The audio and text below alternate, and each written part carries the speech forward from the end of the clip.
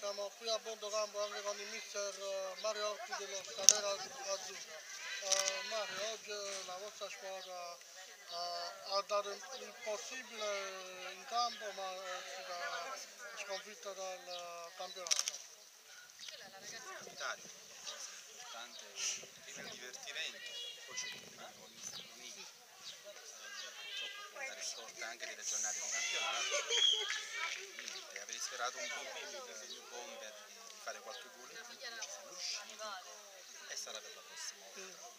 Infatti, come ho detto anche il vostro capitano, il vostro Bomber, un po' troppo sprecone sotto porta. Sì, è stato molto sprecato, però rendiamoci conto che il Bomber è nel 2002, una delle più piccole del torneo, quindi ci può stare anche questo, diamogli il tempo anche di crescere e vediamo che i risultati man mano vengono.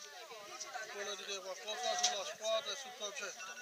No, sulla squadra non ho nulla da dire, tocca a me parlare negli spogliatoi man mano che vengono gli errori settimana per settimana, però posso solo ringraziare queste ragazze, l'impegno che ci mettono ogni domenica, alzarsi a prima mattina è sempre un piacere.